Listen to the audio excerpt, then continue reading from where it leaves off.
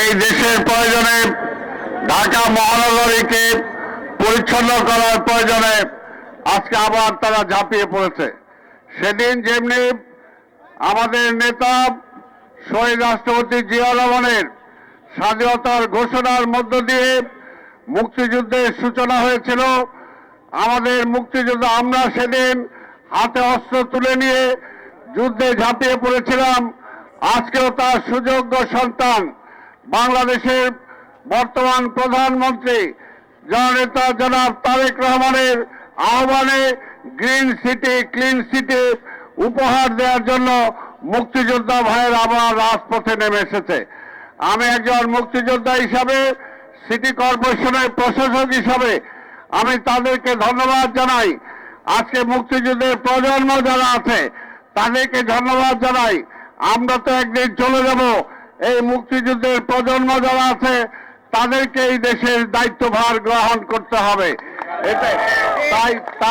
তাই এই নতুন প্রজন্ম আজকে দেশত্ববোধে তারা বলিয়ান হবে, দেশপ্রেমে তারা বলিয়ান হবে।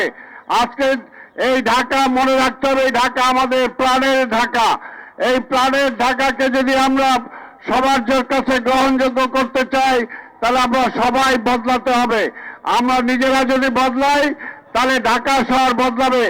আমরা চাই না পৃথিবীর সব দিক দিয়ে সব শহরের মধ্যে ঢাকা শহর সবচেয়ে খারাপ স্থানে থাক।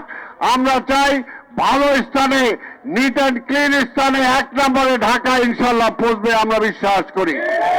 যদি আমাদের নেতা তারেক রহমান আজকে যে কর্মসূচি দিয়েছেন আমরা বিশ্বাস করি, এবং এই ঢাকা মহানগরের মানুষ যদি আমাকে আগামী দিনে মেয়র সমর্থন করে তাহলে অবশ্যই 2 বছরের মাথায় এই ঢাকা শহরকে ইনশাল্লাহ আমরা পরিবর্তন করে দিতে সক্ষম হব ইনশাল্লাহ।